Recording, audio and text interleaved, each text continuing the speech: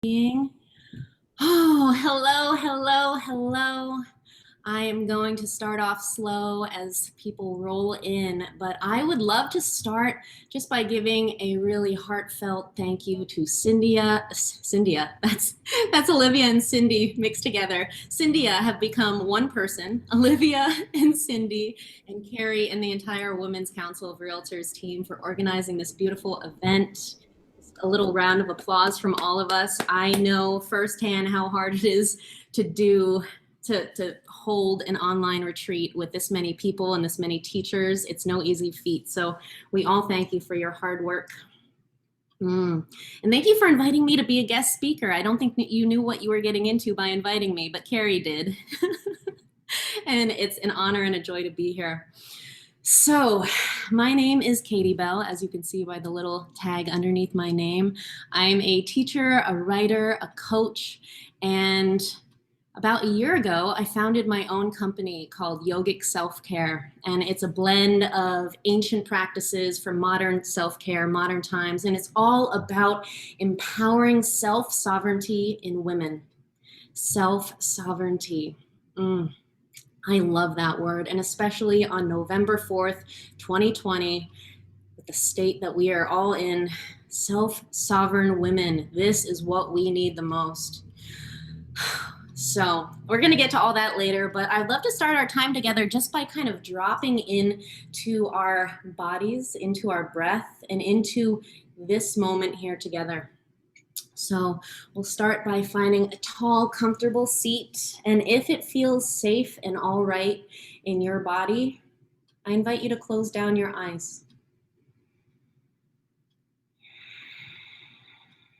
And start tuning into your breath. Take a deep inhale through the nose. Exhale, sigh it out, parted lips. Deep inhale through the nose. Exhale, slow, out parted lips. A few more just like that at your own pace. And each breath you feel a little bit of the unnecessary weight of the world just slide off your shoulders. Melt from the sides of your neck. Right? Melt away from the creases around the eyes, the corners of the mouth and lips. Continue following your slow, steady breath as you allow your tongue to drift away from the roof of the mouth as your jaw relaxes. And with each inhale, can you recognize the crown of your skull reaching towards the sky? Each exhale, can you recognize the soles of your feet fully grounded on the earth? And in those sacred moments of suspended space between your inhale and exhale, can you recognize the entire vessel of your body? Just for a moment here together, can you visualize your body sitting in the space you are currently in? Can you witness it in all of its beauty, all of its glory, and just watch yourself breathing?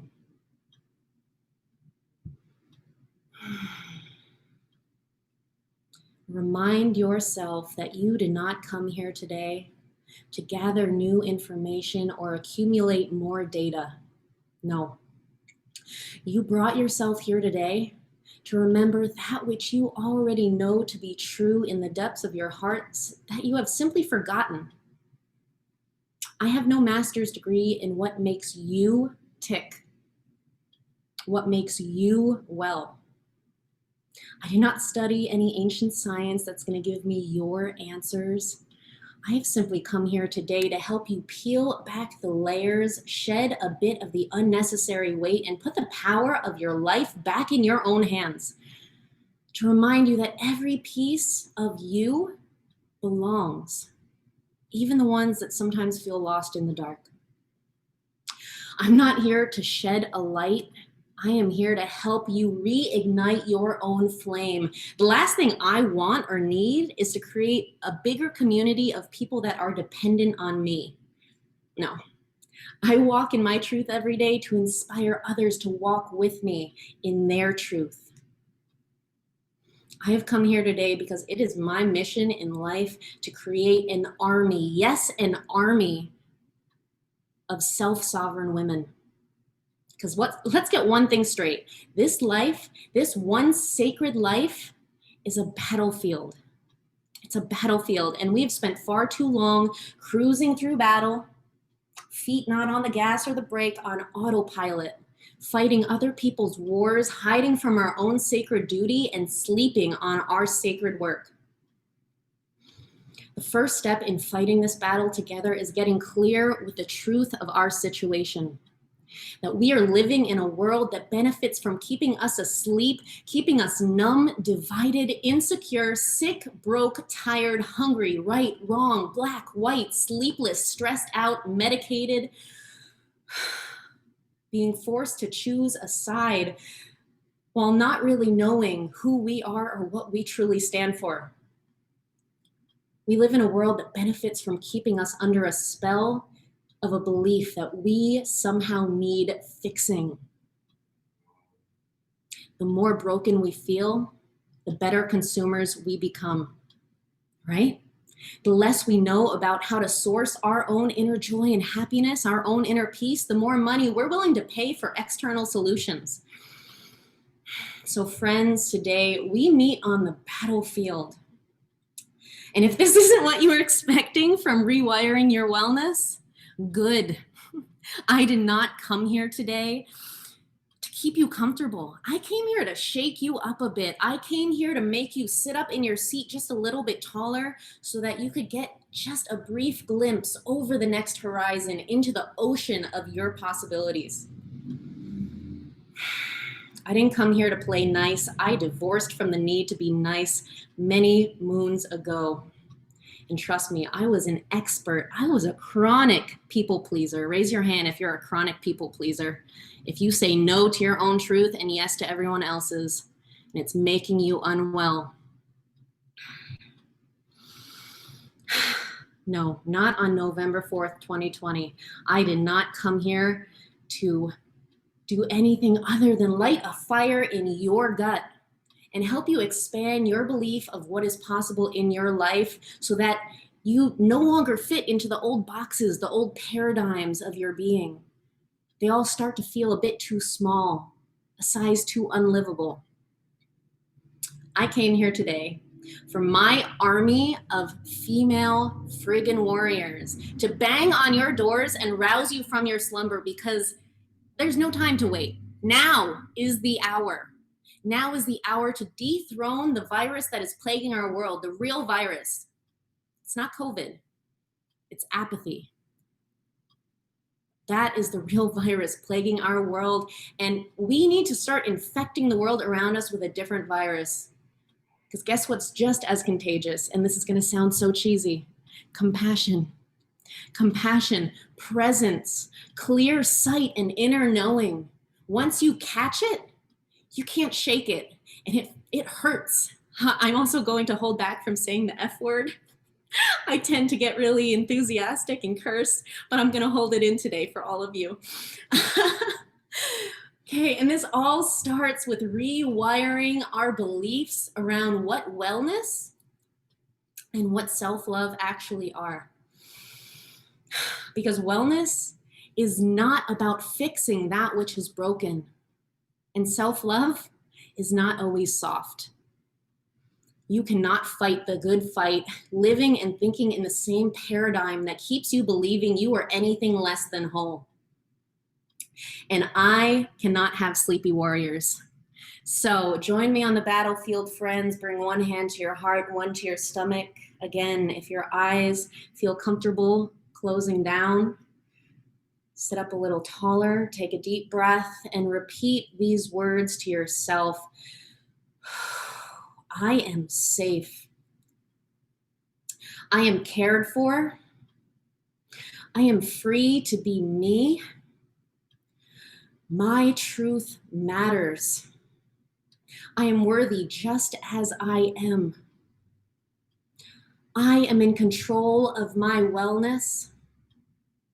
every piece of me belongs. I am the author of my own story, and I can create real change. I am a warrior. Deep inhale, breathe that in. Deep exhale, sigh it out.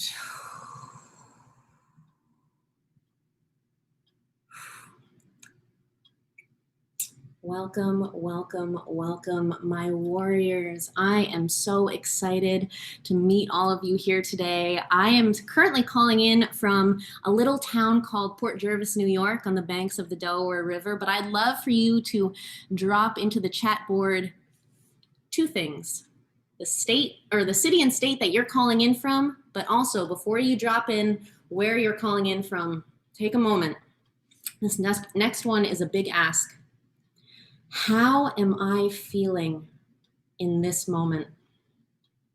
Before you jump ahead of yourself and write fine, okay, good, all right, those are not feelings. Those are not feelings. Check in.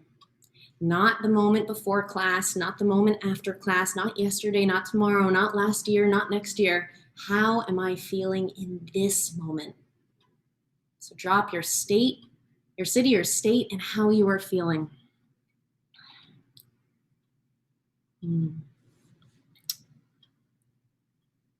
Anxiety, grateful, empowered, energized.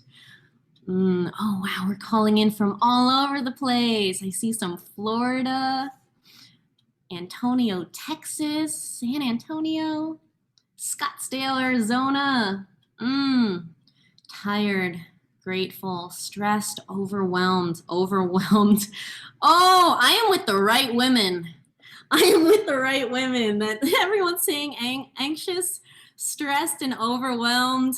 I am with my people. I am with my people. All right.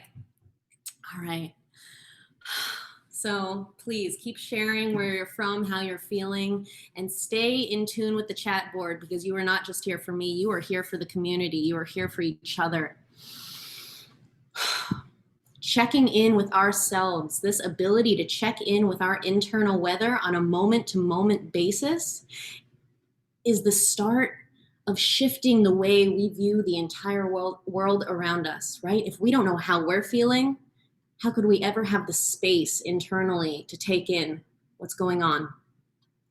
We have been taught how to multiply 9 times 12, right? Do you remember being taught the 12 times table in the 5th grade? We've been taught that Columbus discovered America. Do not even get me started on that fact. But I don't ever remember being taught how to name, talk about, feel, express, or process my own emotions. Do you? Does anyone?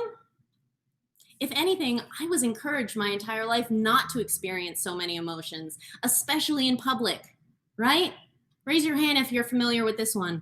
Big girls don't cry. Don't be so emotional. Suck it up. Suck it up. Suck what up? Yeah. Well, I've gotten very good at checking in with myself over the years, moment to moment, and it's not something that came easily. It's something that you teach yourself every day. From the moment that you wake up, it's a new practice and a new chance to start over. So about 2 weeks ago, this is the start of my story, about 2 weeks ago, I'm sitting on the front porch of a good friend's house, and I had just helped her and her boyfriend move all of their belongings into boxes into a U-Haul, because they were both moving to Maine at 8 a.m. the next morning.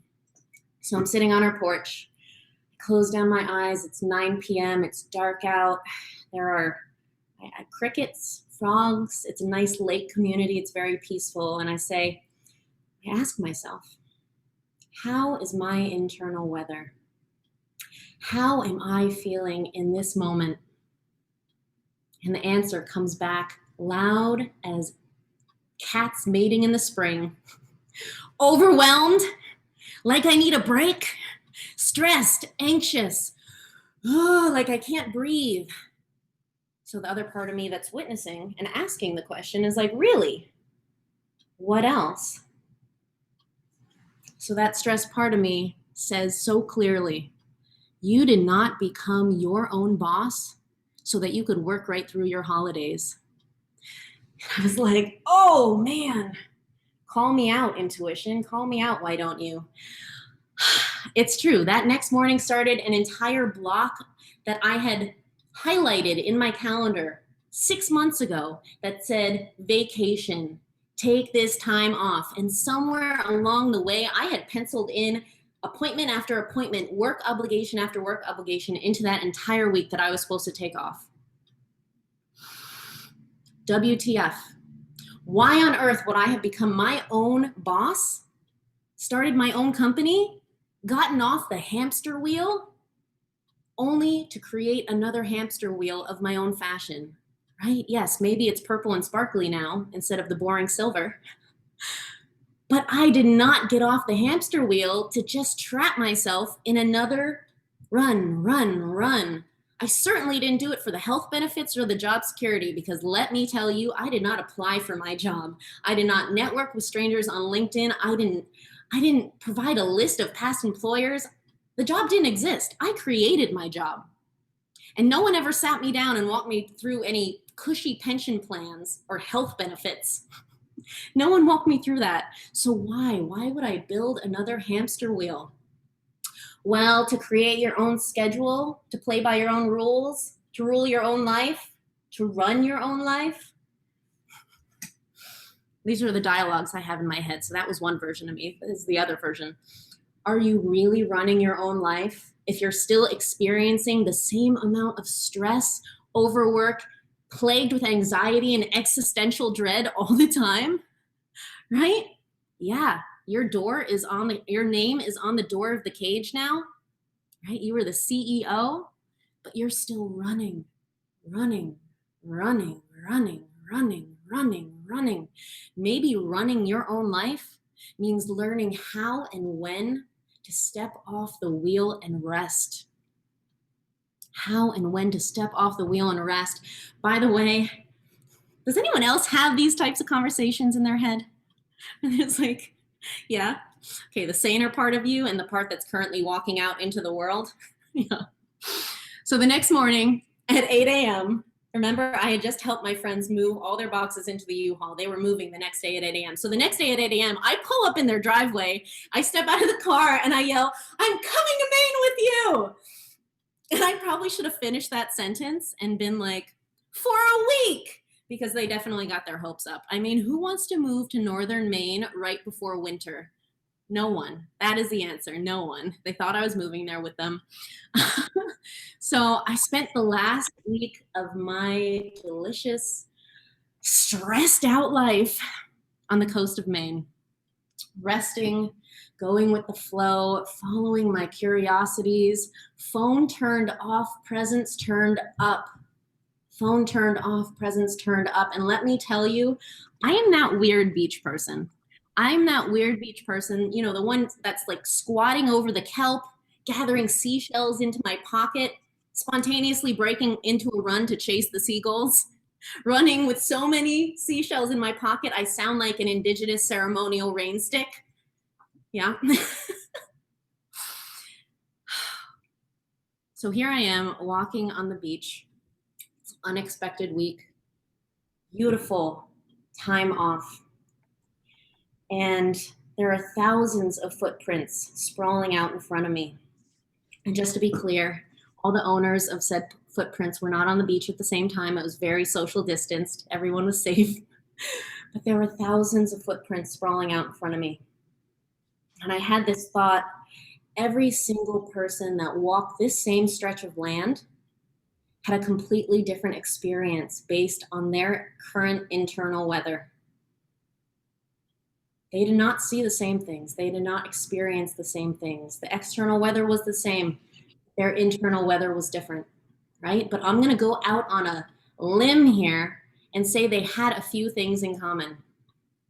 That first thing they had in common, each of them had a deep desire for inner peace, right? No one comes to the beach looking to be mad, like, oh, the sand is so soft, right? No one comes looking to be mad. We all come to remember what the ocean has to teach us. Strength, perseverance, calm, compassion, grace, to allow the sounds of the crashing tide wash our minds clean. And I have to say, I love the word brainwashing, but I've changed its definition. I call going to the beach getting your brain washed. So I love brainwashing. Okay. Second thing they have in common. Everyone comes hoping to bottle up a bit of the magic that they find and take it home with them. That's why I was collecting seashells in my pocket. I don't create those kitschy picture frames. I'm not creating seashell earrings. I collect parts of the beach because I want to bottle up the magic and take it home with me. Nobody wants to just walk off of the beach, step off the sand back onto the blacktop, and poof, all the magic disappear, right? And the stress and overwhelm comes rushing back in. Yet that is what happens. That is what happens to most of us because we don't know how to keep that ocean calm with us. Number 3, and I'm going to go out on an even bigger leap. I hope that you don't take this personally. Everyone walking this stretch of beach has no idea where they came from and no idea where they're going. And now you're probably thinking that, well, yeah, they're very aware that they came from the dry cleaners, that they're heading to TJ Maxx. No, I mean, nobody knows where we were before we were born. We all have ideas, glorious ideas about where we go after death, but no one really knows. The thing that we all have in common and the only thing in our power is that we all share 24 hours in a day to make the best of our time in between. We all have 24 hours. So what are we going to do with our 24 hours? Run and run and run and run and run and run. Or are we going to get clear on our purpose, run like we've never run before, over the next horizon, into the ocean of our dreams, and then know when it's time to rest? Know when it's time to replenish, right? I love that meme that you see on Instagram sometimes. Don't learn how to, rather than quitting, learn how to rest, right? Because we get so exhausted that we give up. What if we just knew when to take a break? So I am here to remind you of that second option, that second way of living, where you can run and run and run, but it's towards your purpose, towards your dreams. You can take breaks because you are the CEO of your own life. That second way of living is always at our fingertips. We are never stuck. We are never trapped. We are never hopeless. We are never broken. We have just forgotten our greatness. We have forgotten that we each have 24 hours. And that's okay that we've forgotten. Do not experience shame over forgetting. Every day, we're going to spend hours forgetting. And then we're going to remember again. And then we're going to forget. And then we're going to remember. That's the process. That's the glorious, like, distance makes the heart grow fonder with a partner. That's what's necessary with being awake and asleep, right? That's why we fall back asleep, because it makes us long to be awake again. It makes the romance even deeper. So this might sound counterintuitive, but I am here today to reignite your fire by reminding you of your water. Reminding you of your water. Because if you are all fire without containment, without purposeful direction, you can burn down entire forests. You can burn your bridges, you can burn down the whole city, you can burn down the family, you can burn down everything. That is the world that we are currently living in, right? Our world is burning. Millions of people with fire in their bellies, but no clear direction in their hearts. We are all angry. We feel used. We are aching for change and liberation, but we are disconnected from our truth, so we don't know what next step to take. We don't know how to direct our fire, and that makes us dangerous. This is why we do this work. This is why we do this work. So today, I get real fired up. I am a fire sign. I don't know if anyone can tell. Today, we are going to talk about water. Because what the world needs right now is more people, more women warriors, setting the world ablaze, but always, always knowing their rivers, knowing their sacred depths, their wells of intuition, and the expanse of their ocean. So, here's where it gets exciting. What if I told you that it was possible to take the ocean calm with you wherever you go? Wherever you go, that you do one or the other, work or play? Work or play, work or play. What if you didn't have to have that tidal wave of obligations and anxieties, to-do lists sweep in the moment you stepped off the sand? This sense of inner calm has nothing to do with the expensive vacation package, the Bahama beach, and it's certainly not something that can be bottled up and sold to you for 3 easy payments of $79.99.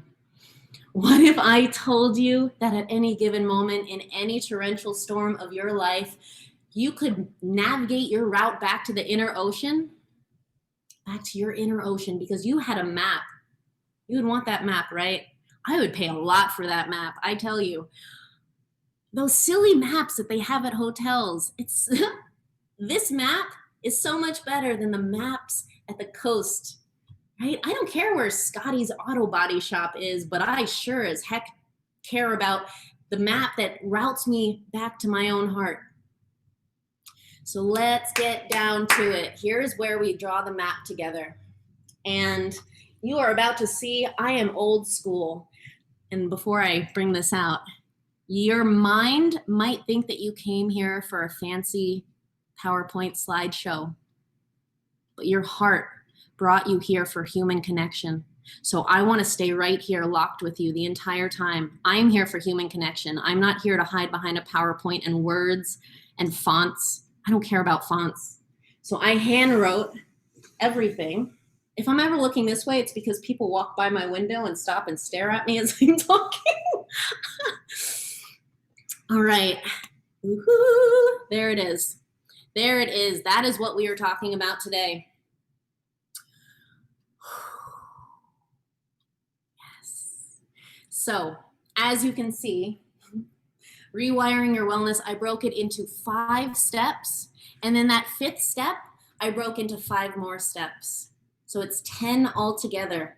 And if you printed out my handout, you'll see that I have a little spot for notes and a big empty spot. We're going to get to the big empty spot in number 2. So don't fill in that spot until we get to number 2.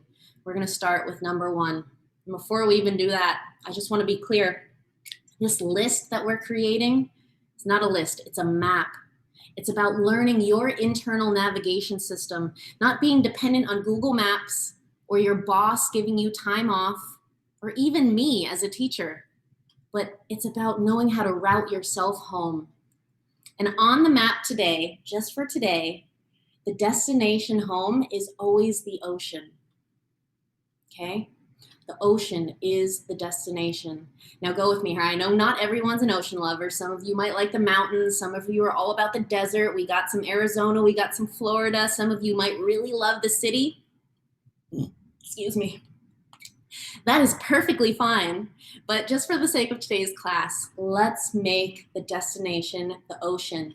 And the ocean represents the vast body of what is possible for you, your very best life. That is the ocean. So today's journey is from the well to the ocean. The well is your deep inner knowing, your intuition, your wellspring. The ocean is your best life, your vast potential, your dreams, your purpose.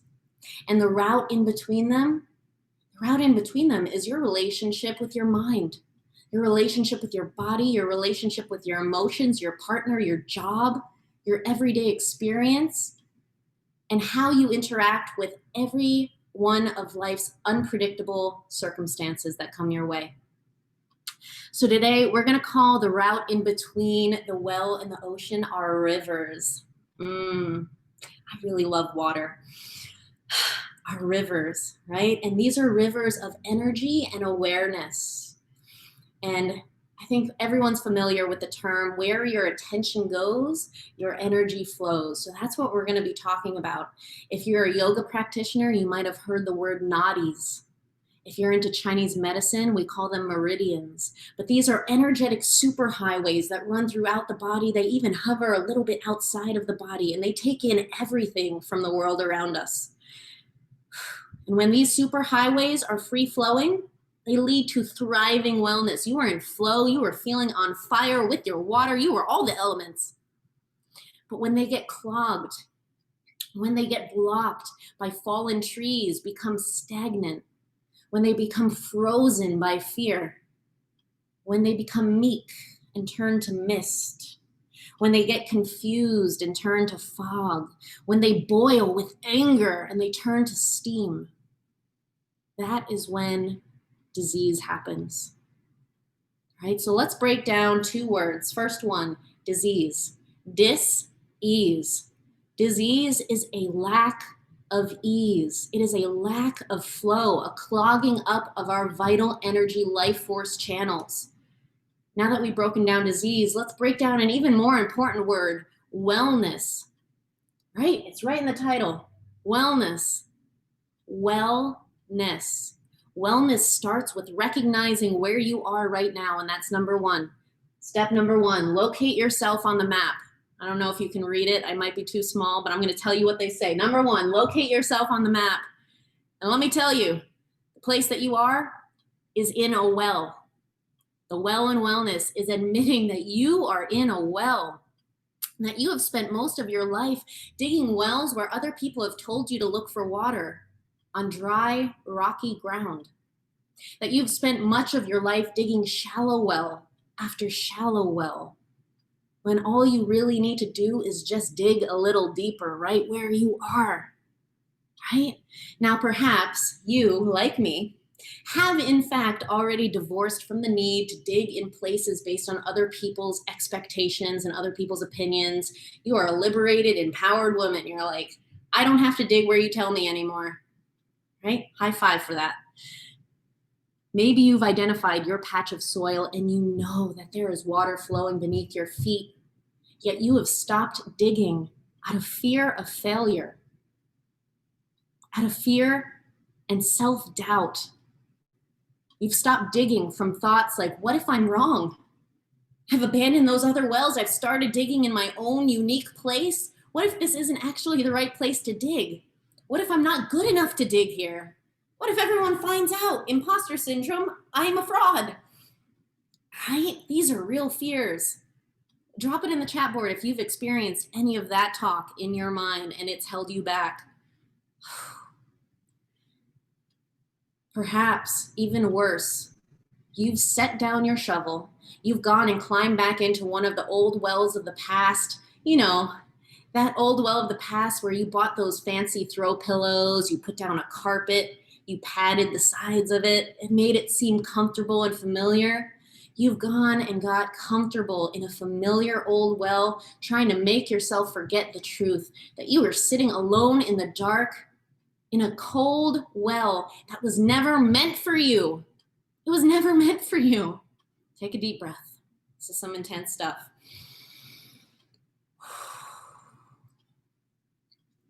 So step 1 of rewiring your wellness is looking up, seeing a light, acknowledging that you are in a well, that you have made a home in your comfort zone, and remembering that there is so much more possible than what is currently before you in the darkness. Step 1 is waking up to the truth of our reality, not just with the external world, but the truth of our reality, of our identity, that we are not this body. This body is on loan. We might like our body, we might hate our body, doesn't matter.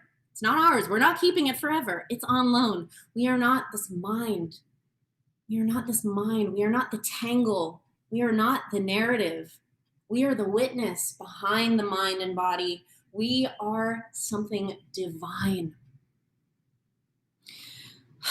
We cannot automate our lives like we are robots, but that is what we have started to do. We are automating ourselves like we are machines. We are not machines. We are not machines. We can't just rewire our wellness like it's opening the back of a computer tower. seeing what lights aren't blinking. Do you remember when you used to do that? Back in the early thousands? There is no one size fits all. There is no AA battery to make us go faster. There is no chip to expand our memory bank.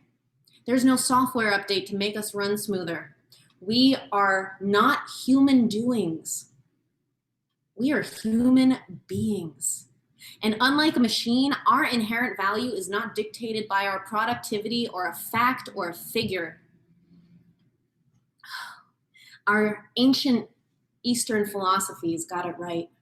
Chinese medicine, Ayurveda, and yoga, the sister sciences, they remind us that we are fluid. We are creative beings, creative creatures. We are meant to be living in harmony with nature. We are made up of the same elements of nature, right? Earth, metal, water, wood, fire, air, ether. That holistic wellness means addressing the whole of a person. See, I like doing these word games. Holistic, the whole of the person, not run, run, run. This circle is the whole of your being. They teach us ways to tap into the wellspring of our vital energy bank.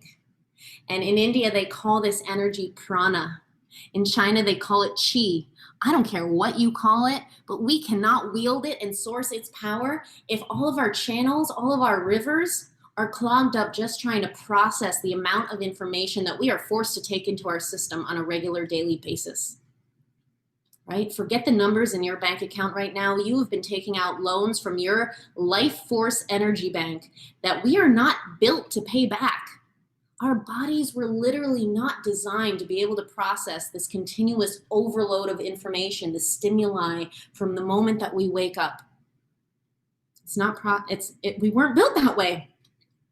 I'm going to take a sip of water. It's warm chamomile tea, by the way. If you walk away with anything today, may it be to drink warm water, not cold. Okay, this is the reason why we are suffering. This overload of information has set our bodies into a chronic state of fight or flight. From chronic pain, chronic insomnia, chronic weight gain, chronic depression. We are human beings chronically ill from trying to be human doings. I am able to speak so well about the well because, my Lord, have I been deep in other people's wells. Years of my life I spent in other people's wells. I did not always lead a life where I could just run my own life, pick up and flit off to the Maine coast for a week whenever I wanted, right? I know the well intimately. And drop in the chat board if any of this resonates with you. Get good grades and you'll go far. Go to college and you'll get your dream job. Oh yeah, take out that extra loan, get that master's degree, even better. Get a husband, make some money, start a family, travel when you retire, live a happy life. Let me know if in an effort to protect you and give you the best possible life, your parents said something like this to you. Bless their hearts. They did not mean to create this need of constant external validation within you, this belief that you have to pick a path and stick to it forever. And then when you're 40 years old, or 40 years old, not even when you're 40, when you're 65, when you've been working for 40 years, you can finally travel, you can retire, and you can finally enjoy the good life. What kind of warped idea is that? What is this system that we are living in? I got the good grades. I got the best grades. I got all the degrees. I was the first in my graduating class from my master's program to land that dream job. And I remember sitting at my desk, looking out the 26th floor window at Wacker Street, streets of Chicago below, the sunny day, the flowing river. I had just landed the all-day breakfast account for McDonald's. The dream.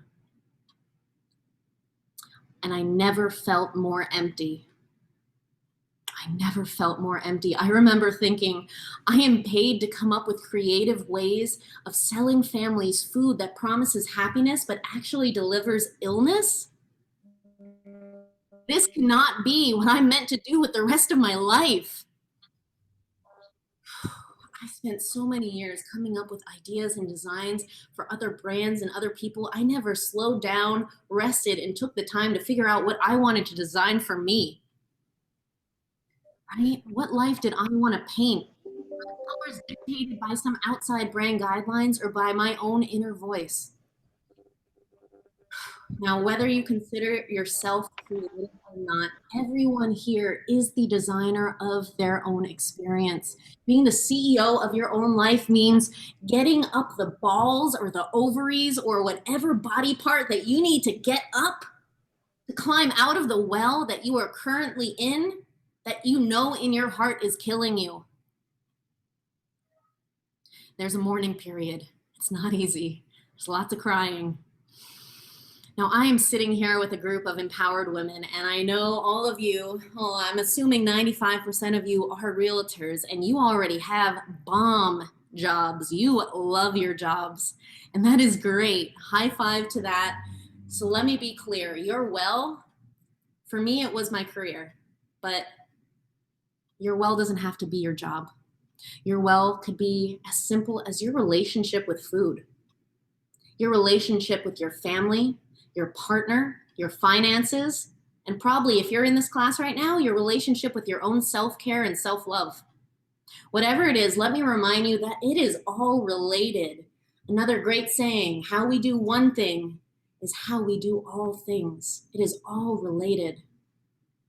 All right, we made it through number one. Number one's a big one. Whew, deep breath. Number two is a lot more fun, but just as serious. So please take this one just as seriously. Number two, name and visualize your ocean. And this is where you can use that big empty space on my handout. Name and visualize your ocean. Identify your endpoint, right? Because the last thing we need is to start moving in a direction without knowing which way to head.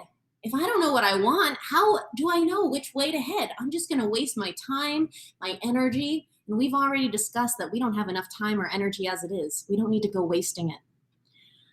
So your ocean is your deep, vast field of possibilities, your biggest, your boldest dreams. The life you know that you came to this planet to live. This step is where we get really clear about our core values, what we stand for, what are our pillars of truth, what do we desire? What do we desire? And we start painting that life. We start visualizing it, right? Because we might not know the names of the roads that we'll live on, or maybe even the country that we'll live in that future life, but we know what our dream feels like. We know what our dream tastes like, what it's gonna smell like and sound like. This is where the alchemy happens, the alchemy, the transformation, because when you get uber specific about the details of your vision, when you're able to hold it in your mind's eye all day long, when you're able to write it down on a piece of paper and put it in words, it won't be long before the universe starts moving mountains. Yes, moving mountains to bring it into your reality, to manifest it into your field. Why? Because the universe trusts you. The universe believes anything that you think, say, and do. It's listening. I know that's creepy. Oh God, they're listening. I honestly believe my phone is always listening to me, and that creeps me out. It doesn't creep me out that the universe is always listening. I'm actually very stoked about that. Now that I know how to talk, right? Now that I know how to think, and now that I know how to really specifically communicate what I want. Before you get clear, the universe always listening can be very daunting. It's like, oh God, did it hear that thought? Oh. So, what makes up your ocean? What makes up your ocean? Start filling in that blank space with ideas, with your most vibrant, fulfilling life. Imagine it. Pick 5 years down the road, pick 10 years down the road. I like to say five. Five is my time frame. It's just far enough out, but not too far out. I can see it. I can feel it. Think about your goals, then double them. Think about your goals and then double them, right? What would you desire if you knew that everything was possible, that there were no limits, there were no boxes? Yeah, step 2 is fun. Okay, step 3, we get a little dicey again. This one gets a little messy. Taking honest inventory of your rivers. Taking honest inventory of your rivers, right? This inventory isn't about fluffing up the sails or padding the numbers. You're not meeting with your accountant. Oh, I shouldn't have even said accountant. I feel like everybody dreads accountant time in the IRS. It's not about counting the numbers. We are meeting with the realest and truest parts of ourselves, and you cannot fudge the numbers with your soul. You cannot fudge the numbers with your soul. This is where we get honest about the loops that we are stuck on, because somewhere along the way, we lost our feet. We lost our feet. We stopped walking purposefully through our life, and we started cruising on autopilot. Rather than create new footprints in the sand, we fell in line with the deep grooves left by our ancestors who came before. Our family traumas, our family patterning, our culture and society, what our culture and society deems acceptable and right? And this is really important to remember. I just want to highlight this. All of these grooves that we have fallen into were created with the best of intentions, right? They were meant to keep us safe, For even though it's not the most beneficial for our highest evolution, the known path is the safe path. Right? In the time of our ancestors, in villages, in tribes, to be shunned from the community, to wander off from the pack, meant almost certain death. So of course, it is wired into our DNA that we should have the same amount of fear of being rejected from the people that we care about, from the community at large, as we do of dying. Same thing. Our body can't tell the difference, so we stay on the laid out path, the acceptable one. And these are deep grooves. These are deep grooves in the sands of our unconscious mind. They dictate so many things, from the simple things like the food that we eat to the stories that we unconsciously tell ourselves over and over, the level that we play at, what we believe is possible for ourselves. It's all passed down generation to generation until we actively choose to look at the rivers, look at the patterns, ditch the bad habits, weed out the false belief systems, and refuse to pass them on to our own children. I refuse to pass on the limiting beliefs of my mother, my grandmother, my great-grandmother to my daughter.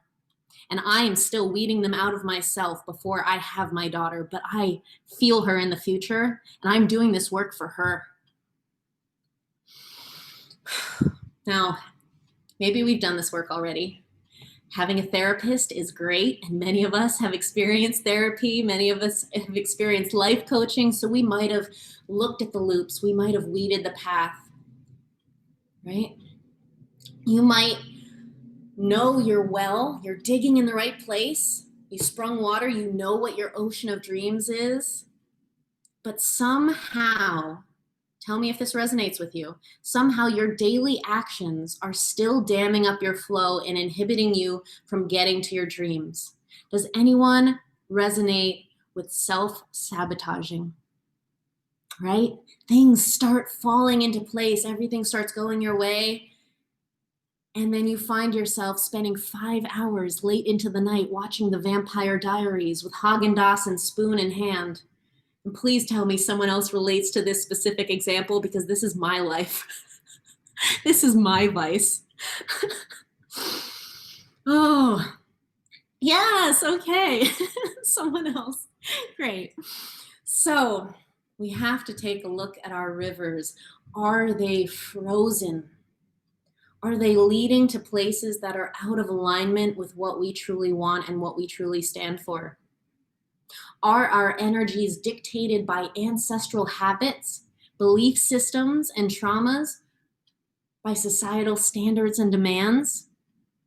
Can I give myself grace and forgiveness, knowing that ultimately all of my broken patterning was created out of a need of self-preservation and a deep desire for safety, right? This is not about blame or anger, about time lost. No time is lost. No effort is wasted, because you are here right now and you are putting the reins back in your hands. Can I allow myself to lean into the unknown and know that I am safe in the unknown path, in any situation I enter, in any external climate, whatever happens in America tomorrow morning, I am safe because I trust myself. And I know that I will show up as my truest, unapologetic self. All right, this leads right into number 4. 4, taking aligned action and directing your flow. Taking aligned action and directing your flow, right? It's not just about intention. It's about action, action, action. This is where the self-agency comes in, putting the power back into our hands. So in the previous step, we identified all the things that aren't getting us to our ocean, that are out of alignment. This step is about identifying the thoughts, the words, and the actions that I need to get me to my ocean. Remember, it all matters. Holistic wellness is not just treating one part of you. It's not fixing anything. It's addressing the whole of your being. So if you are saying one thing, but thinking and doing another, you're going to continue to spin your wheels in the sand. You're going to continue to send the universe mixed signals. You're going to continue to get mediocre results.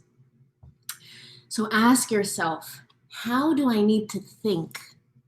What is the mindset I need to invoke to be the person I truly know myself to be?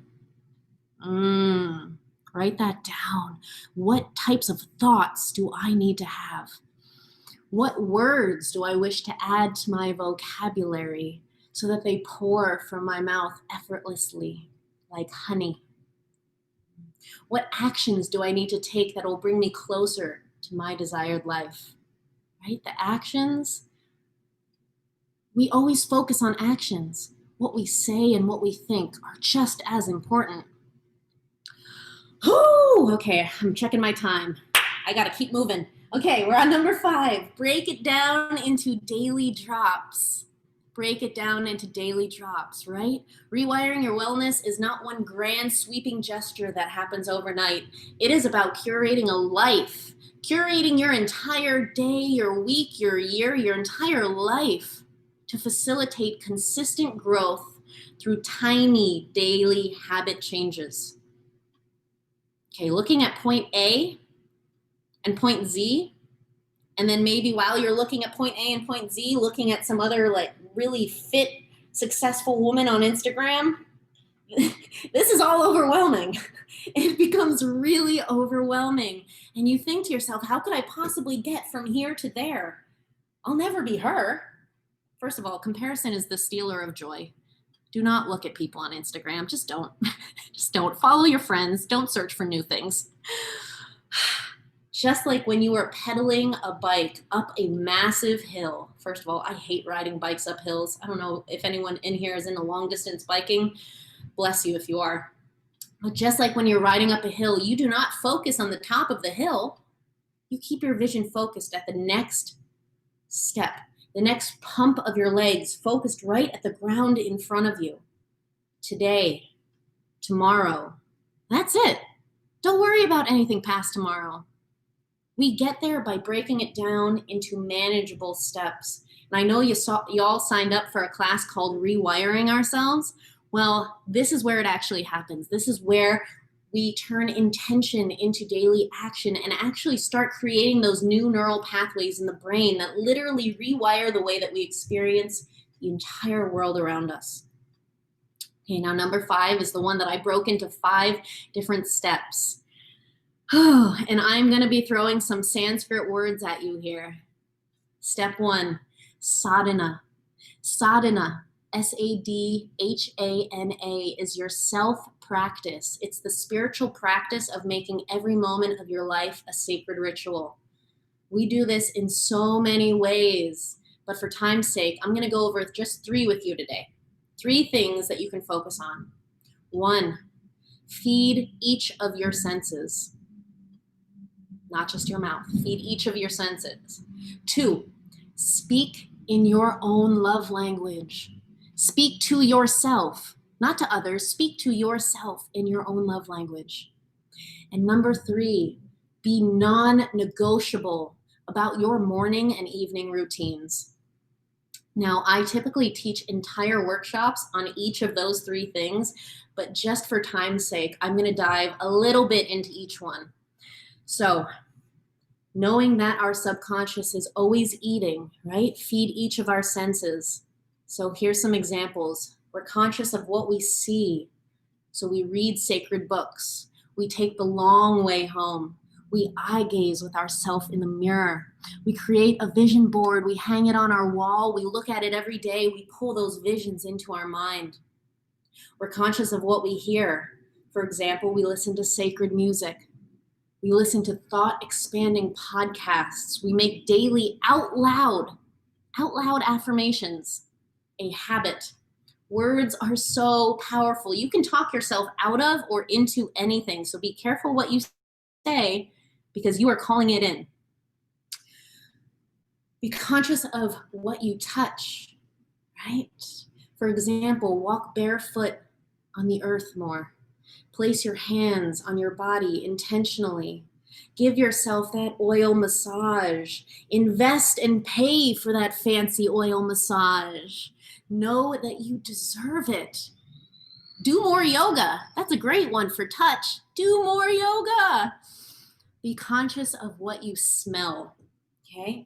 Create that bouquet of wildflowers. Arrange them in your nicest vase and stop as you walk by and smell them. Light the incense, burn the sage, wear the perfume, but do it for you. Wear the perfume for you. Big one, take deeper breaths. Let's all take a deep inhale. A deep exhale. Last sense, the one that we always focus on, be conscious of what you taste. So rather than frozen or canned food, eat fresh food that's alive with the prana, the vital energy that we are pulsating with is also pulsating or dead, not pulsating in our food. So pick the fresh food. Eat your food slowly. Chew your liquids. Taste each flavor. And as you taste each flavor, feel gratitude for where the food came from, how many steps it took to get to you. And this is a big one. Drink more water. Make it warm. Okay, second one, speak to yourself in your own love language, right? So typically we only think about the 5 love languages when we're trying to relate to our partner, right? There's some squabble going on, a lack of communication and intimacy. And for any of you that don't know what I'm talking about, just as a refresher, The 5 Love Languages is a great book by Gary Chapman, where he identifies the 5 main ways that we express and receive love through words of affirmation, physical touch, quality time, acts of service, and gifts. So, of those 5 that I just said, which one resonates with your heart the most? How do you best receive love? And most importantly, how often do you speak to yourself in that love language? If I am all about words of affirmation and physical touch, how often am I spending time with myself, telling myself out loud how wonderful I am in all the ways that I would want a partner to? How often am I touching myself intentionally, being aware of my body? Acts of service, touch, yes, yes, yes, yes. Okay, number 3, being non-negotiable with your morning and evening routines. So important. And again, I teach entire workshops just on this topic, but I'm gonna boil it down to this. How you start your day sets the tone for how you'll experience the entire rest of your day. How you end your day sets the tone for how you're going to experience your morning. And it just keeps going. One goes off, everything goes off, and you got to start over. One huge tip that I'm going to give you: eliminate your screen time for the first and last half hour of the day. No cell phones, no emails. Do not take your cell phone to bed with you. Your phone is not your lover, right? Reserve this time for your own thoughts, your own ideas, your own needs. The best thing that I ever did was buy myself an old analog alarm clock and put my phone outside of my bedroom. This alone will change your life. Money back guarantee if this doesn't rock your world. All right, number 2 on that break it down into daily drops. Number 2 is student. And I like that they all started with S. I made them all S for you. Number 2 is student. Never set down the beginner's mindset, right? Be an eternal student, meaning recognize that your life is your most potent guru. No guest lecturer on a screen, especially me, you more directly than your own life circumstances. One of my teachers, one of my favorite teachers, Lisa Nichols. If you haven't heard of Lisa Nichols, look her up. She's amazing. She always reminds me, Katie Bell, sometimes your greatest blessings come wrapped in sandpaper. And isn't that the truth? Lessons are not always tidy. They aren't always soft. We have to learn how to find the message within the mess. Right? So often we grow up and we stop growing.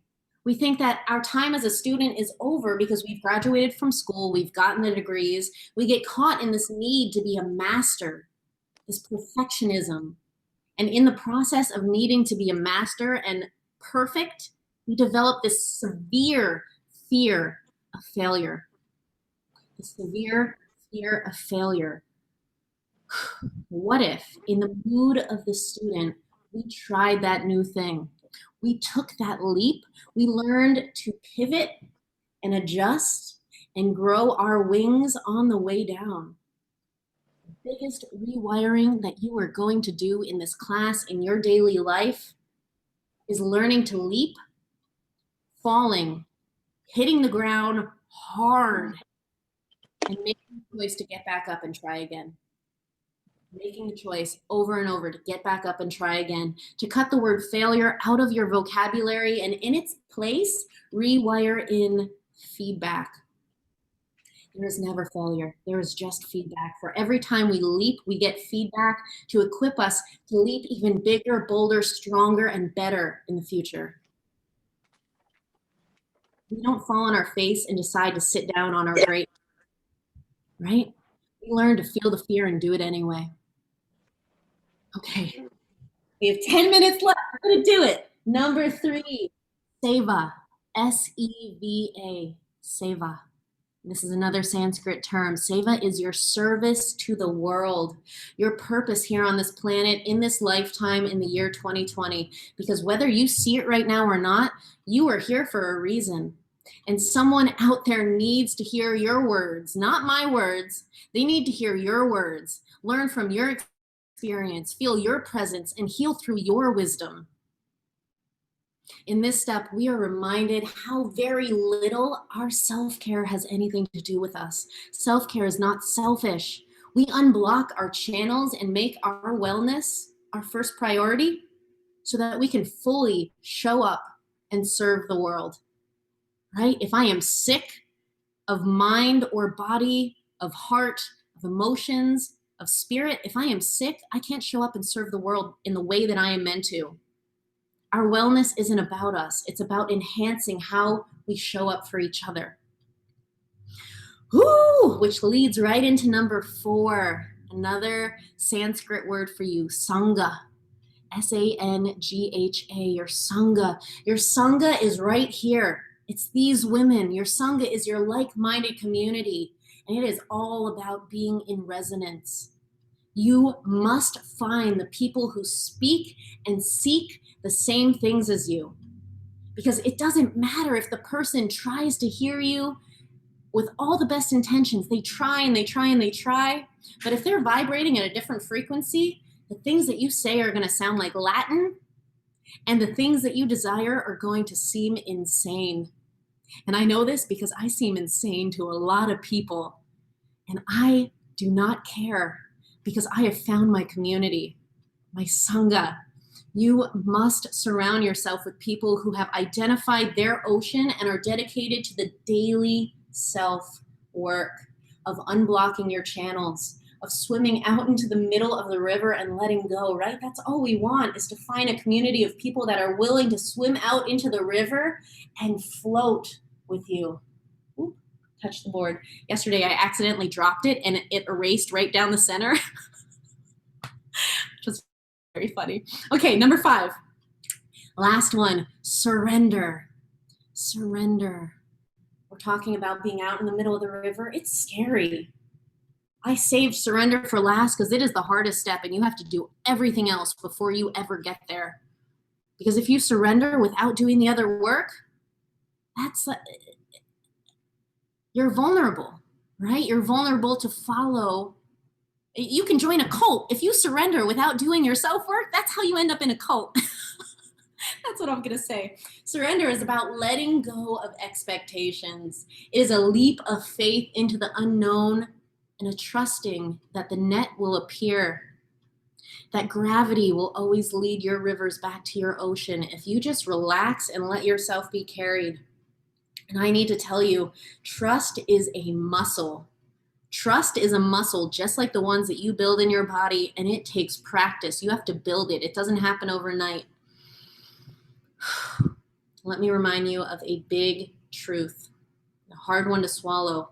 The only thing that feels scarier to us than staying in the dark well of our comfort zone is leaping into the vast unknown of our fullest potential.